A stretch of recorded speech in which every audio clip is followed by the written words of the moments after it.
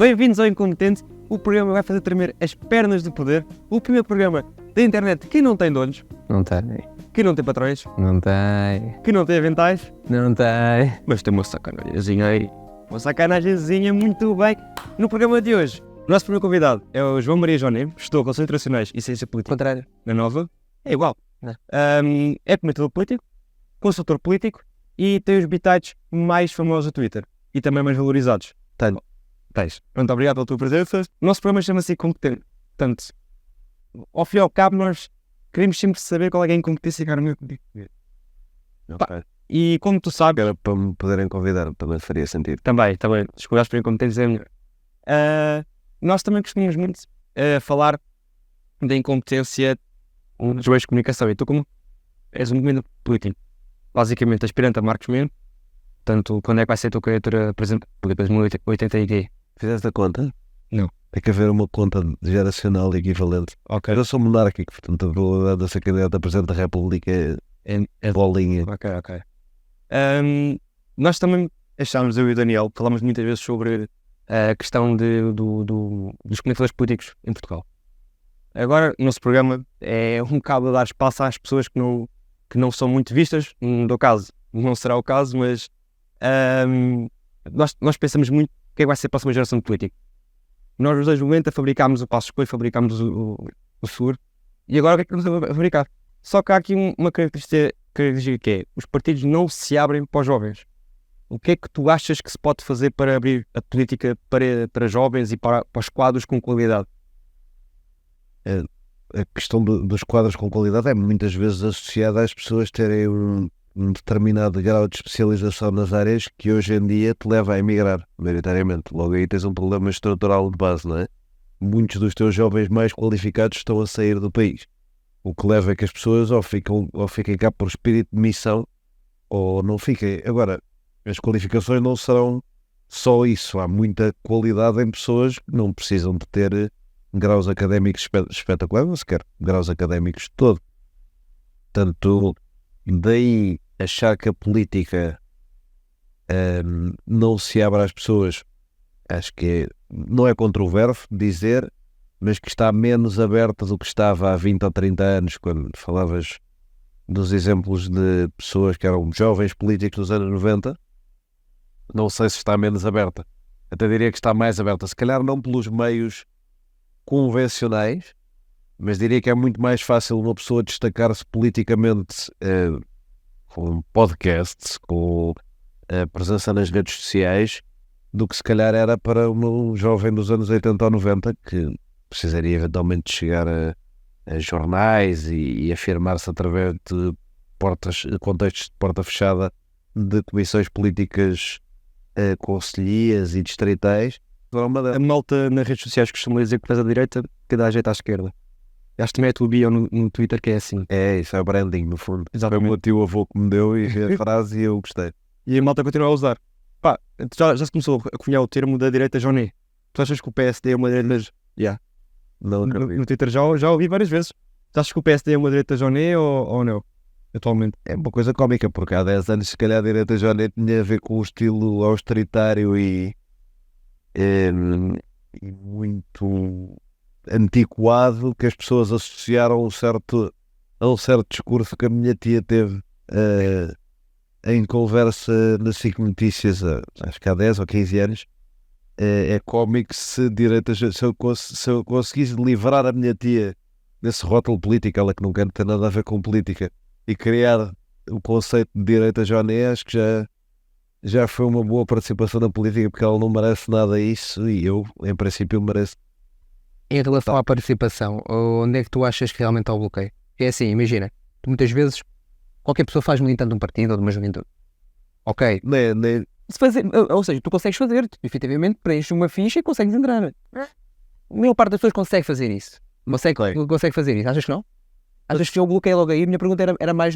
Acho que há bloqueios. Onde é que está a parte do bloqueio? É logo no início, quando tu te queres inscrever, ou é quando efetivamente começas a ter ideias e começas a apresentá-las? Devia bloquear, acho que devia haver uma entrevista de emprego antes de entrar num partido. Que os partidos costumam atrair, acho que era fixe. Começámos a ter uma declaração natural. Uma triagem... Uma triagenzinha. Prévia. Claro. Eu, por acaso, não concordo. Eu também não concordo, só usar. Mas há quem acha isso. É sério? Ou achas que E há ela vem partidos com maior triagem do que outros.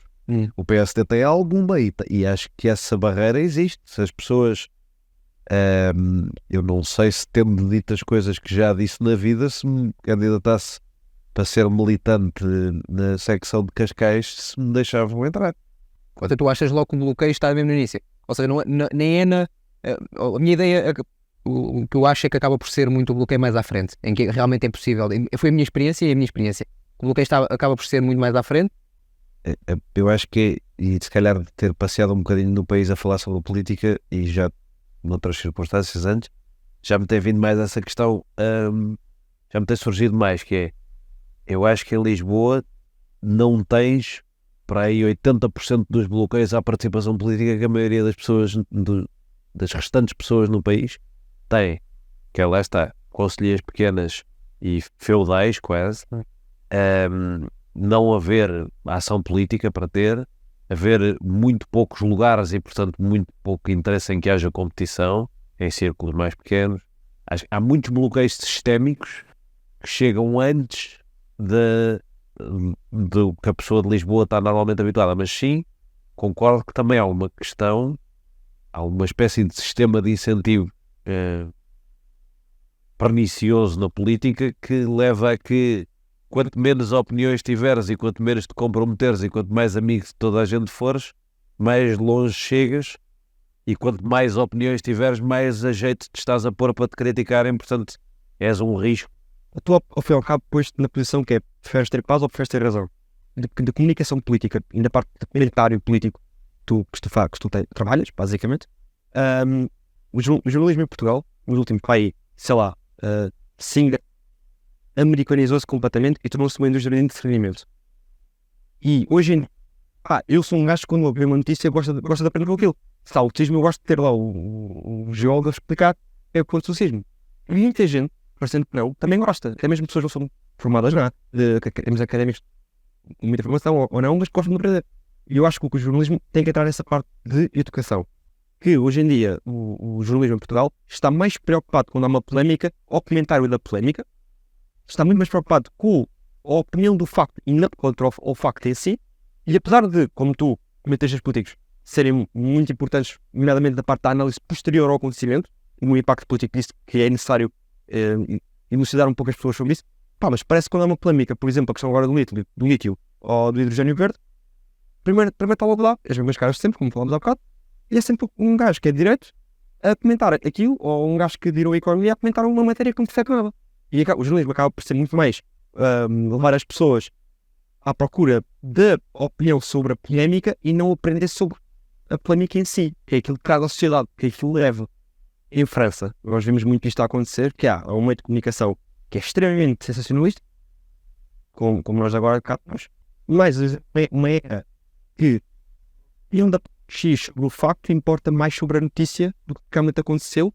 Percebo a leitura, não sei quando é que a americanização começou e quando é que, não sei se é uma americanização, se é uma... É mais passasse entretenimento e não notícia. Sim, a notícia enquanto entretenimento é uma coisa também muito inglesa dos últimos anos, eu acho que os tabloides e a imprensa hiper sensacionalista até são capazes de ter sido mais fortes inicialmente no Reino Unido do que nos Estados Unidos, mas a origem aqui interessará pouco. Eu de facto acho que há alguns casos, não entraria tanto por aí, porque acho que quando há um sismo ou quando há uma coisa com médicos, há um médico na televisão, um geólogo na televisão. Que eu acho é que nos temas políticos, as duas partes das relações internacionais, há de facto pessoas que são generalistas da questão das relações internacionais. Isso é uma coisa complexa.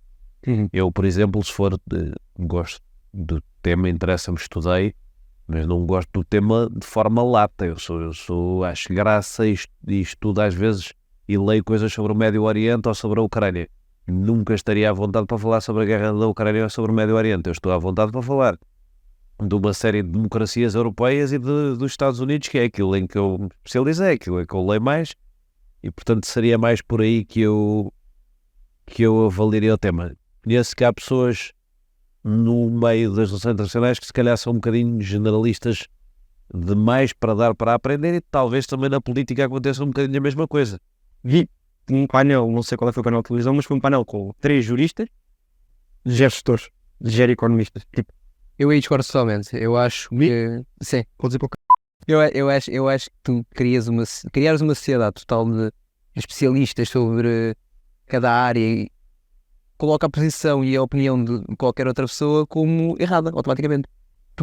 A própria ciência, seja em que área for, é muito...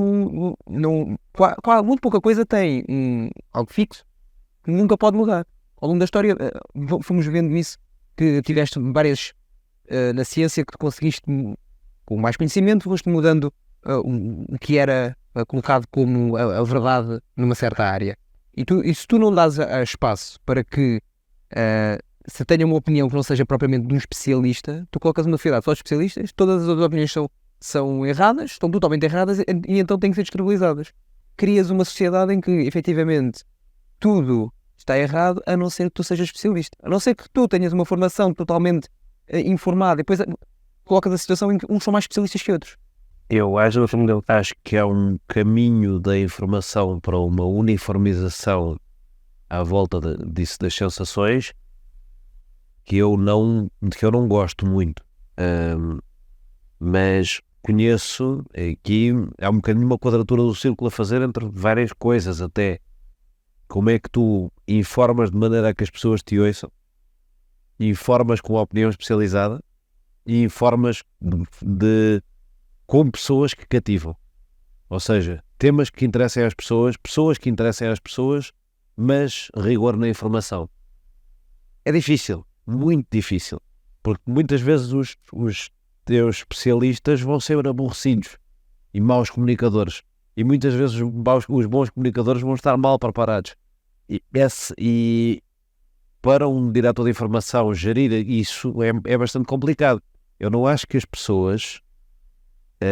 acho que se cria uma cultura de demasiado facilitismo nesse aspecto. Não acho que as pessoas devam contar com a televisão e com os 5 minutos que um especialista vai lá ou que um não especialista vai lá para aprender as coisas. Se quiserem saber sobre uma coisa, podem tirar umas pistas do que houve na televisão, mas terão que ir investigar. E depois há um problema que este país tem, mais do que outro, mas que é um problema em muitas sociedades, que é, tens estilo de vida para isso, tens tempo para isso, trabalhas quantas horas por semana, quanta disponibilidade mental é que tens para ir fazer essa pesquisa, para ir fazer essa procura. Muitas vezes muito pouco. Isso também tem a ver com a desigualdade grande que temos neste país especificamente, com o número de horas trabalhadas muito acima da média que temos neste país especificamente. Eu estou nas 5 Notícias há praticamente um ano e eu acho que nunca tive uma discussão acesa com ninguém, tive uma troca de ideias. E quero. Estás grande paralela de uma pessoa. Ou seja, estúdio, como o Santana já fez. Ou o Dias Ferreira. Não acho que seja, lá está, assim, Notícias não tem os programas de futebol, deixou de ter. Não acho que seja o estilo, e eu gosto mais desse estilo, também é o estilo do Expresso. O Expresso disso é um jornal diferente, é um jornal ao centro, moderado. Assim que Notícias tem esse pendor mais institucional que eu gosto, por isso sinto-me bem lá. Portanto, acho que há alguma diferença.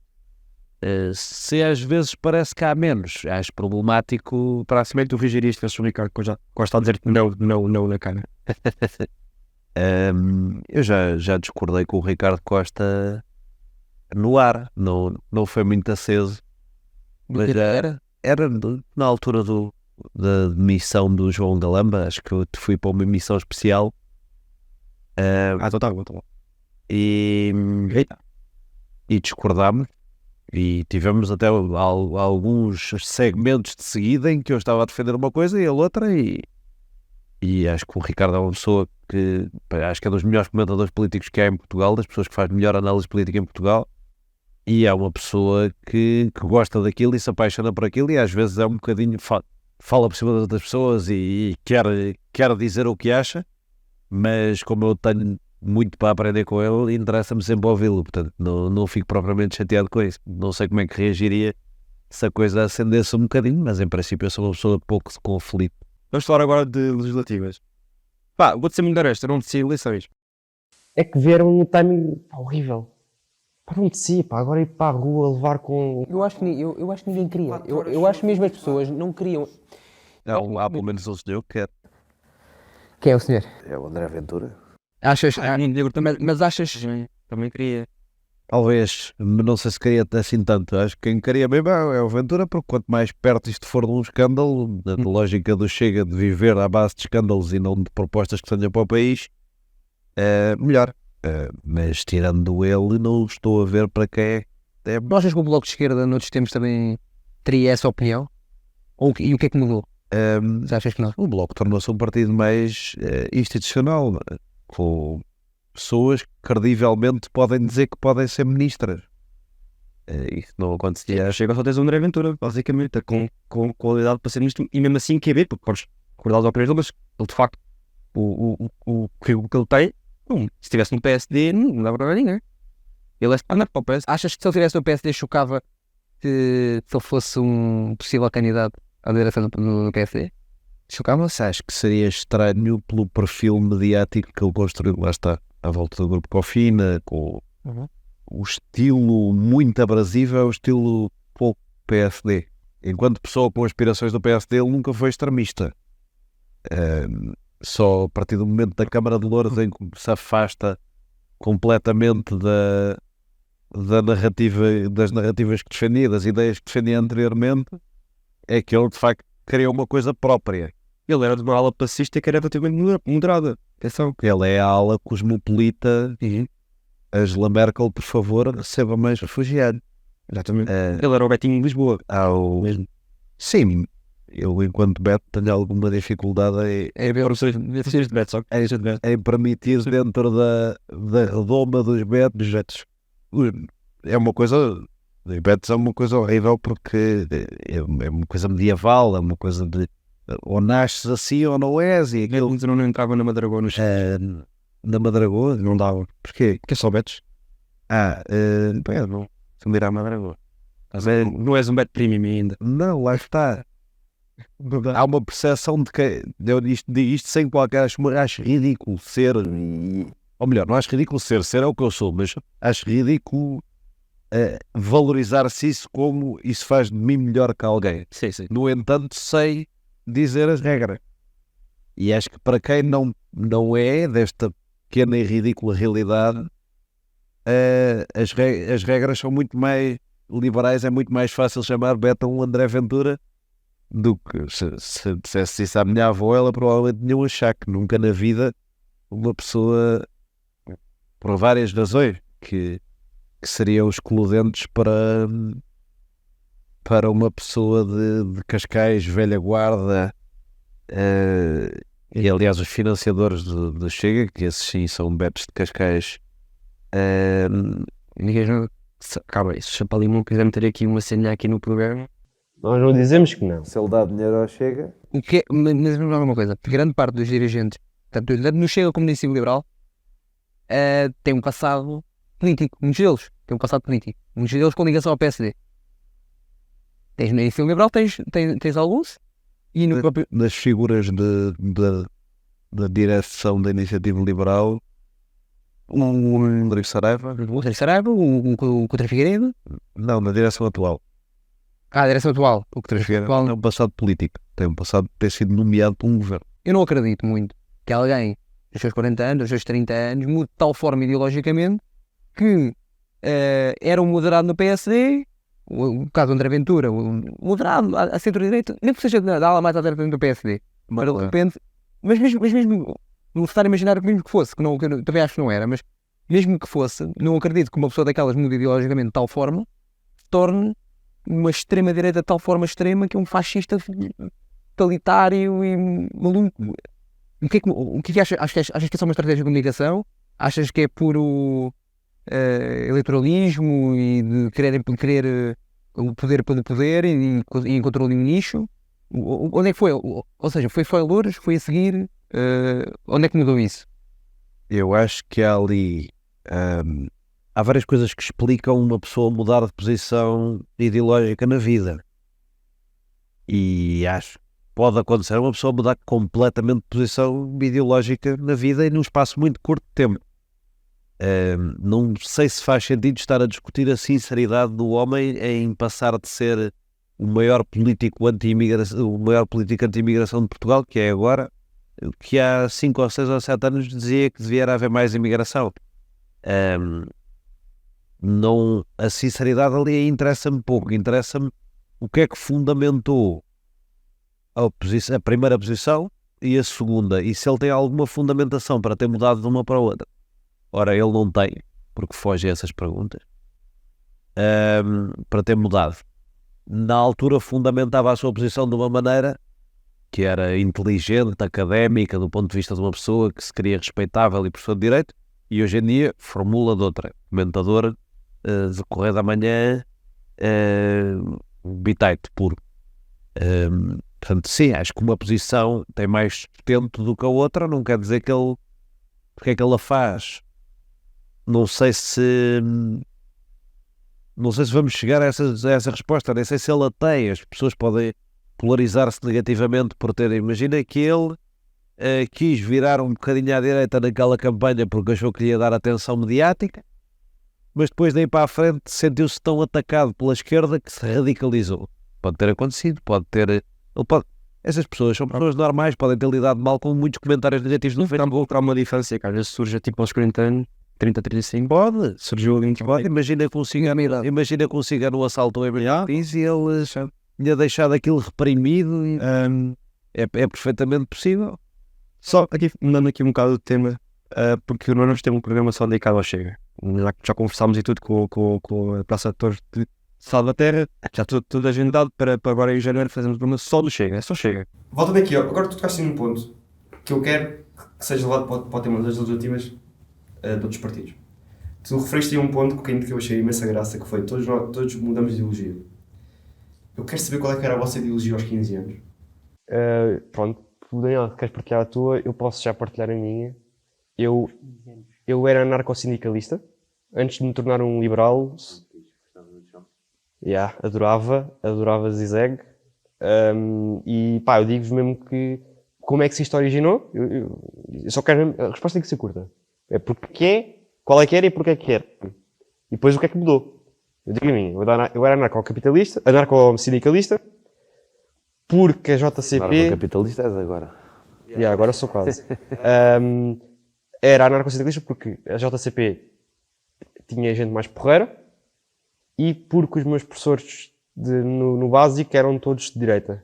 Então, aquela atitude rebelde que hoje em dia é o contrário, engraçado.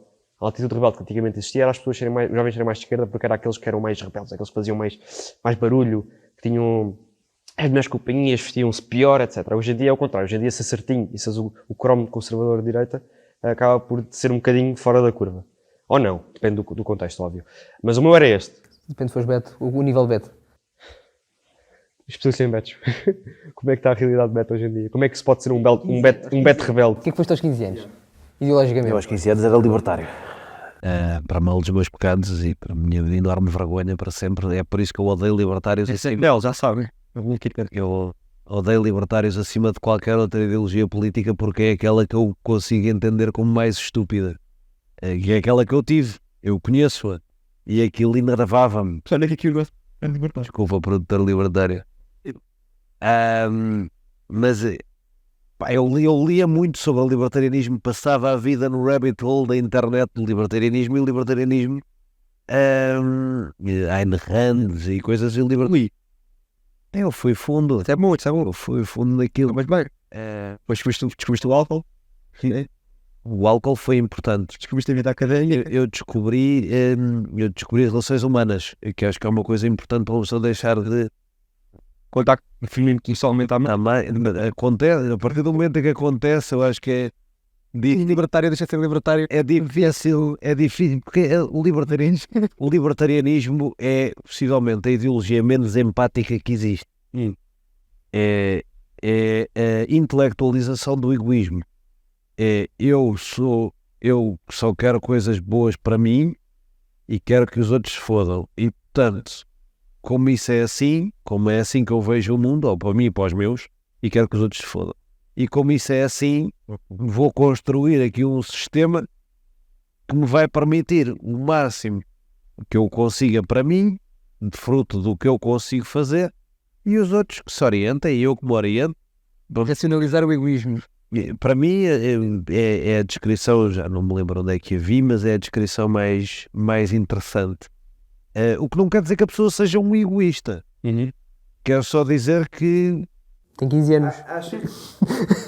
também, no meu caso, explicando porque é que eu odeio o eu libertário dos 15 anos, porque não queres desobedecer à tua mãe, Exatamente. achas que vens de um meio privilegiado, mas não tens bem consciência disso porque ainda não pensaste mais do que 2 segundos sobre isso, portanto achas que quem é pobre é porque quer.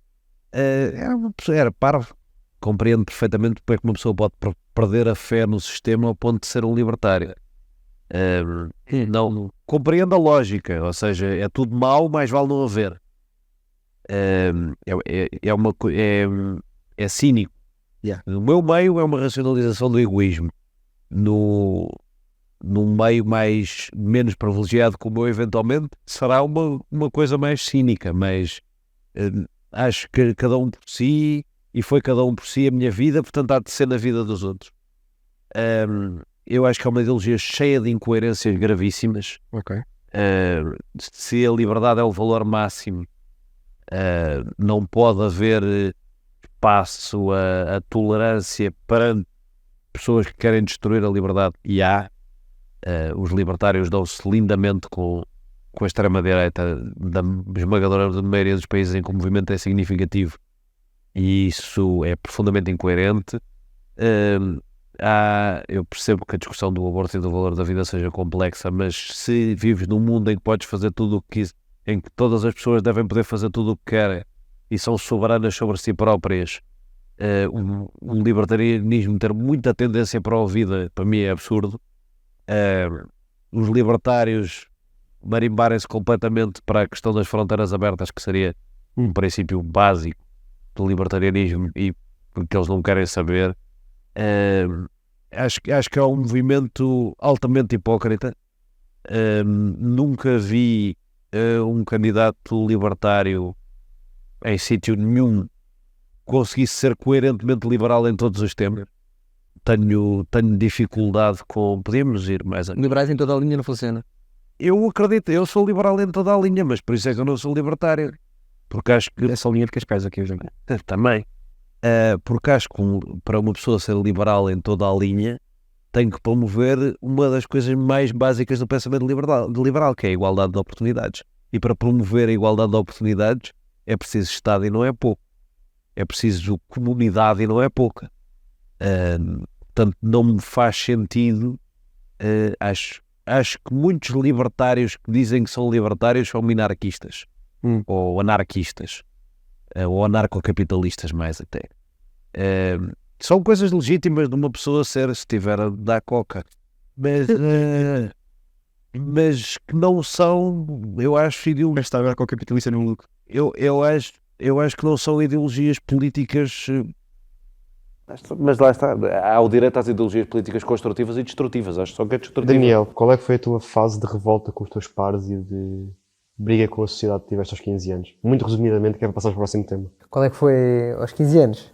Eu não tive essa revolta aos 15 anos. Foste facho! Pronto, liberta-te! Eu acho que é assim. Acontece, todos nós já A temos. internet leva-nos em... Leva. Eu fui facho antes de ser libertário. para muitos sítios que é normal. A 15 internet. anos é que As já pessoas era esquecem-se um libertário. bocadinho do que era a internet. A internet, antes de tantas pessoas estarem na internet, a internet era um faroeste.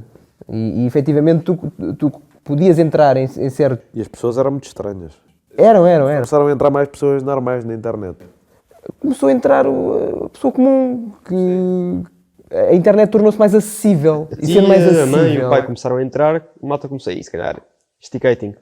as pessoas acabaram por ter um acesso à internet. Quem entrou muito cedo, e muito novo, principalmente muito novo, teve acesso a certas informações que, efetivamente, que para quem não tem o mínimo de conhecimento por ter 15 anos, é difícil fazer uma seleção disso, até porque não havia filtro, não havia... Era faroeste total. Acho normal em qualquer época tu teres acesso à informação rápida. Acho normal tu que levares como Bíblia o primeiro livro que lês. É normal, eu acho isso normalíssimo. E é muito intenso e lá está. Sim. A comparação é interessante. Mas achas que daqui a 10 anos vais dizer a mesma coisa? Não faço a menor ideia. No que és hoje? Não faço a menor ideia do que é que eu vou achar perfeitamente daqui a 10 anos. Imagina que a única opção que eu tenho daqui a 10 anos, no contexto francês, em que eu ou voto num PS ao centro, ou só há extrema-direita e extrema-esquerda para eu votar. Se calhar daqui a 10 anos sou militante do PS. Não faço a menor ideia. Não faço a menor ideia. Ou se calhar acho que esse sistema centrão está de tal forma podre que acaba num dos extremos. Não faço a menor ideia. Depende completamente do contexto em que uma pessoa está e do que é que se passa e do que é que se sente que é confortável para si ou não. Sim, exatamente. As prioridades das pessoas mudam. O contexto onde elas estão a começar a crescer e o espaço que começam a frequentar vai mudando consoante os problemas que se encaram. Ou seja, a pessoa vai começar a ver que os problemas não são tão simples de resolver. O modo como os resolvem também leva a que a nossa ideologia mude para facilitarmos um pouco a execução das soluções e acabamos sempre por nos centrarmos. A ideologia não sei se tanto, mas o nosso apego dogmático à ideologia... Precisamos ser mais pragmáticos para conseguir encaixar... Mais plásticos, menos... Sim, exatamente. Passamos a ter uma prioridade política e não somente uma ideologia da qual temos o sonho de impor. Ou não? Acabamos de ser uma política. Sim. Ou há pessoas que, ao Há contrário, muita gente que depois vai lá até... há gente que se radicaliza mais velha. Eu gosto muito da esquerda lisboeta. Acho imensa graça. Consegues torná-la una? Não. Só uma? Não, nem faz sentido. Aliás, é muito interessante porque senão depois dos jantares não tinha um gossip. Agora, acho que a esquerda lisboeta está-se a tornar, incluindo a esquerda no geral, óbvio. Nesta campanha vai ter muitas dificuldades pelo, não só o seu espaço estar constantemente a ser coberto pelo PS. Acho que o Pedro Nuno Santos, que não estava preparado para eleições, atenção, não queria isto. Ele queria ficar num forno mais tempo para se limpar mais. Como tu disseste há bocado, só uma pessoa que está interessada, se calhar.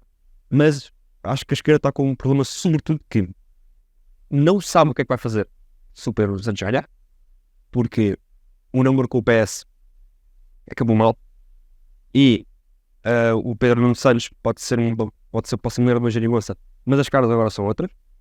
Não vejo a maneira mortal vai ser mais plástica que a anterior liderança. Não vejo o Holheim também a ser uma figura que se vai agregar mais o interesse a outras Channel? Clive Channel? Não trazei. Mas eu acho que a esquerda está vazia em termos de conteúdo de campanha, ou seja, o que é que as pessoas vão pegar, o que é que as pessoas não sabem que ela tem a oferecer. Acho que as causas de esquerda estão muito fragmentadas em grupos inorgânicos. Acho que a causa ambiental que a esquerda defende muito, as pessoas que defendem as manifestações do clima, defendem-nas por motivos diferentes pelo qual defendem os partidos. E acho que vai haver um grande problema se a esquerda tiver um mau resultado e que nos vai fazer pensar um pouco o que é que nós queremos daqui a 10 anos. Lá está, num panorama político de esquerda que é. Eu digo já qual é que é a minha opinião. Para mim, a esquerda da Rui Tavares devia ser a esquerda do futuro. E não é exatamente, não é porque não bate mas é porque eu acho sinceramente que ao menos ali está a explorar algo. Ao menos ali está a ter alguma ideia que não seja fanática e lunática, que não seja só pegar uma causa que seja sensível às pessoas ou a um grupo, uma minoria, e que as vá usar.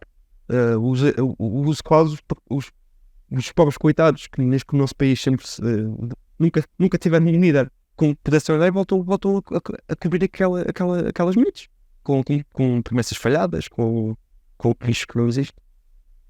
Pois, eu, como tu sabes, sou menos de direita do que tu, e portanto não me anima um ódio à esquerda. Sim, não, exatamente, não é. Eu acho que a esquerda é importante para governar quando não está lá à direita e vice-versa, e quanto mais disso acontecer e desse diálogo. É que a esquerda radicalizar-se é mau, nesse sentido. Sim, mas eu não vejo a esquerda atualmente, tanto a nível global como a nível local, não vejo a esquerda num processo de radicalização. Antes, pelo contrário, e vimos isso na eleição do Pedro Nuno Santos, em que ele se esforça consistentemente para dizer que não é tão de esquerda como o fazem, e mesmo assim tem o pior resultado da história do PS, porque há um candidato que é percepcionado como não sendo de todo tão de esquerda como ele. A Mariana Mortágua é muito mais sólida programaticamente e, portanto, menos panfletária do que a Catarina Martins e não me parece mais radical do que ela, terá mais substância. O Rui Tavares e o Livre são de facto uma esquerda dialogante e que promove o diálogo entre as esquerdas, que é uma coisa difícil num espaço muito balcanizado, mas que promove um debate tranquilo, civilizado, calmo. Mesmo no próprio PCP, acho que o Paulo Raimundo não é uma pessoa de radicalização da mensagem. Portanto, não sinto essa força de radicalização. Antes, pelo contrário, tu vês agora nos temas em que as 3 ou 4 pessoas que compõem a esquerda lunática se querem destacar, quer dizer que o Hamas é o futuro do movimento pós-colonial. Condenaste o Hamas? Eu penso que hoje ainda não condenei o Hamas, mas posso condenar agora. Mas essa tentativa de isto é bom, é um podcast para a internet, portanto, esse LARPing do movimento anticolonial dos anos 60 e 70 através do jovem no teclado em Lisboa a querer sentir essa luta com o degolar de mulheres na faixa de Gaza, não me parece que tenha eco nas lideranças dos partidos, antes pelo contrário, não acho que os partidos de esquerda estejam em contacto com as suas franjas mais radicais e esses movimentos, tu falas, acho que há uns que são orgânicos, por exemplo, acho estes movimentos ambientalistas no geral orgânicos e que resultam de uma revolta real da geração, como já houve outros movimentos de direitos civis e sociais anteriormente, que tinham os elementos mais extremados, que faziam os movimentos mais e as manifestações mais radicais. Mas aqui o que eu toco mais era a questão da pessoa, ou seja, o eleitorado de esquerda cada vez nota-se claramente que vai se sentir descontente. O eleitorado de esquerda se pode sempre votou esquerda, vai votar sempre, até por causa do trauma histórico que foi a ditadura. Acho que não muda. Mas aquele eleitorado é mais moldável. Por acaso aqui passou o exemplo da minha mãe, que ela votou muito pelo bloco de esquerda, agora vota na IEL. Portanto, daí eu pergunto, e já votou no Rio, ou seja, não foi por aí. Agora, tu achas porquê? Porque as pessoas... Então, se calhar a tua mãe não é de esquerda. Ela não vou estar aqui a dizer, mas ela sempre foi uma grande mulher de esquerda. Ainda é. Agora, a questão é que parece que as pessoas que mais votaram à esquerda, realmente pessoas que querem Tinham trabalho precários. minorias, pessoas das periferias, nota-se perfeitamente que estão a sentir-se descontentes porque já não acreditam aquela mensagem. E no outro dia estávamos a ver uma reportagem Das figuras da Segurança Social e vi uma senhora dizer que não há ninguém no Parlamento que saiba resolver este problema porque tem tudo interesse de o manter. e eu achei muito piada porque é uma pessoa, claro, que não tinha uma grande piedade. Que eu achei que foi, isto é verdade. Será? Então, sim, naquele caso, claramente havia um problema especificamente da Segurança Social. Mas será verdade o que ela está a dizer? Não, o sentimento geral de que ela pessoa há muita gente que pensa assim. É verdade, é uma coisa que está a acontecer. As nossas políticas públicas que embasam esse tema. Claro, obviamente, vamos aqui ser declarações molosas. Agora, a questão é que é muito interessante analisar que muitas vezes quem teria um espaço no eleitorado e quem defenderia aquilo vão ter uma grande surpresa negativa e isto vai ser mal para nós. Estamos ao centro. Uma esquerda fraca, pouco intelectual e pouco pela sociedade que está a ser mais marginalizada e que apenas a usa como bandeira, é muito mal para a comunidade em geral. Mas eu não sei se nós estamos nesse momento. Mesmo. É verdade que a esquerda do PS teve resultados muito fracos nas últimas legislativas. Não sei se serão muito fracos agora. E se por acaso voltarem, não vejo porque é que não poderão voltar a níveis relativamente parecidos, pelo menos o Bloco de Esquerda, a níveis relativamente parecidos com 2015. As sondagens não me dão sinais assim tão negativos sobre o Bloco de Esquerda. E lá está, o total da esquerda, se o LIVRE tiver os bons resultados que algumas sondagens dizem que estão, se calhar não estará muito diferente do que aquele que estava em 2015, que é uma eleição de excelência para a esquerda portuguesa. Portanto, não sei se estamos aí, não sei se, lá está, a coisa do radical, eu acho que dizer que isto é a esquerda mais radical ou que a esquerda está muito radical. Pô, a esquerda nos anos 20 matava. Não, sim, eu não concordo que vocês estão mais radicais. Eu acho que há uma diferença Havia anarquistas a matar pessoas constantemente. Esta malta está a bloquear autoestradas, que é uma coisa bastante choninhas de fazer em comparação com dar pelas caras de alguém. acho que essa que a malta do Carlos Geral nem entra no sistema partidário. Como estamos a Nos anos 70, os anos 70 e os anos 80 também houve muitos movimentos radicalizados à esquerda. Sim. Então é assim, o jogo é muito simples. Conheces o Fuck, Marry, Kill? Sim, senhor. Escolher, temos 3 pessoas e é escolher um primeiro-ministro, um presidente da República e um líder da oposição. Pronto, portanto vamos começar Força. e também podes responder agora lá para desenvolver. Primeiro, Santana Lopes. Slow J e Diogo Batágua. Então, Santana Lopes, primeiro-ministro, Slow J, presidente da República, Diogo Batáguas, líder da oposição. Boa. Eu só trocava aqui o Slow J com o Santana Lopes presidente, já agora fica a dica. E Slow J na bancada do primeiro-ministro e o Diogo Batáguas a mandar vir. Estás confiante para o Slow J enquanto Que é primeiro-ministro, sim, acho que vai. Até porque eu, Diogo Batáguas. Concordo contigo, por acaso eu gosto. sei, acho que não há grandes dúvidas sobre quem é que conseguiria ser o líder do executivo aí. Próxima pessoas. Bruno Carvalho, Carmo Afonso, o Panda. O Panda do canal Panda. Canal Panda. O silêncio aqui é muito importante. O Panda do canal Panda, então, Bruno Carvalho, Presidente da República, o Panda do canal Panda, Primeiro-Ministro e a Carmo Afonso, líder da oposição. Epá, o Bruno Carvalho tinha que estar na oposição. E a Carmo Afonso estar ali para começar a haver briga. Depois o Panda, lá está, ao menos tínhamos o Presidente da República calado. Afonso, líder da oposição. Ok. Bruno Carvalho, primeiro-ministro. Boa. E o Panda, presidente da República, porque tem uma figura muito mais. Eu sou do Sporting e a única vez que o Bruno de Carvalho teve poder executivo ia acabando com a instituição com que estava, portanto, prefiro o poder simbólico. Ok, mais uma só, para depois passarmos à última parte. André Ventura, Gaspar Macedo ou Numeiro? E Numeiro? O Gaspar é primeiro-ministro direto, tem que ser. Lá está, de novo, é o gajo que dá as chaves do carro. De resto, os outros 2 cargos são mais ou menos indiferentes. A única coisa é a representação externa do país. Pronto, estaria mal entregue aos 2 outros de qualquer das formas. Mas talvez o André Ventura, líder da oposição. Portanto, o número. Nem vou dizer a frase. Ainda fica gravada. Exatamente. Vamos só aqui para a última. É um preferias. Vamos dar 2 situações, tens de escolher uma. Preferias ser o segundo na lista da Maria Mortágua no Bloco de Esquerda, em que irias ganhar, a Geringonça iria ganhar eleições, fazias parte do governo, irias ter todo um processo de revitalizar a economia portuguesa com o Bloco de Esquerda, e só que com um problema. Cada vez que se falasse de direitos LGBT, deverias mandar um pequeno ai! E passo a explicar. Tu estavas numa entrevista e perguntavam-te assim, então mas os direitos LGBT e a parte de igualdade de género, qual é que são as políticas do Bloco? E tu dizes, bem, as políticas do Bloco para direitos de género, para a igualdade de género e direito LGBT, ai! E depois começavas a explicar. Continuavas. Não podia ser logo do início, era menos esquisito se fosse logo. Não, tem que ser logo na frase. Ou então, seres do governo do Moreira da Silva, o Montenegro basava, o Moreira da Silva vinha, tinhas um governo, fazias parte também do governo do Moreira da Silva, mudavas Portugal. Mas eu não sei se faço questão de fazer parte de um governo, isso não é uma boa. Ok, mas pronto, o Moreira da Silva ganhava as eleições. Pronto. Com maioria absoluta. Certo. Mas, e todos os teus takes no Twitter e na televisão iam ser levemente racistas.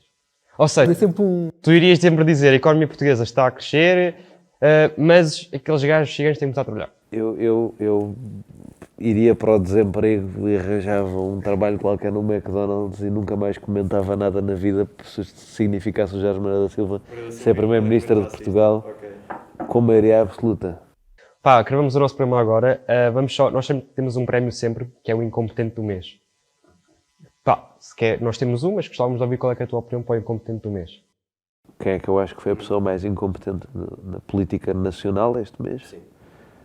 A pessoa que tinha o aparelho do PS todo na mão e teve 60,8% contra um gajo que se decidiu candidatar no dia antes. Pedro Nuno Santos Pedro Nuno Santos, incompetente do mês. Portanto, é o nosso incompetente. Pedro Nuno Santos tem o prémio de incompetente do mês, não é fácil, uma coisa que poucos têm. Portanto, Joné, gostamos muito da conversa, gostávamos que tu viesses mais tarde, só que com mais pessoas e num debate, porque acho que se estás a sentir falta de discutir, acho que nós podemos ter esse espaço, já que na SIG Notícias, pá, nós temos um momento de alta depressão, nós falamos com uma pessoa da tua família, há uma pessoa muito querida, isto é um momento sério, há uma pessoa muito querida da tua família que já várias vezes não te quis no Natal de família.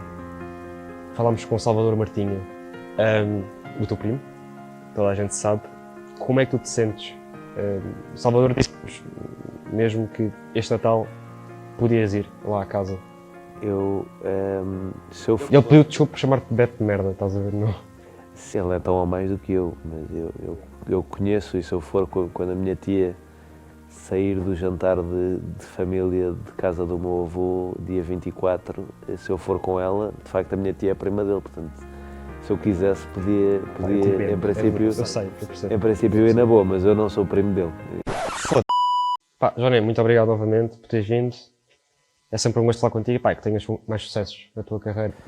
Ou um qualquer, Um sucesso. um que se conte, que se apanhe. Não seja um incompetente como nós.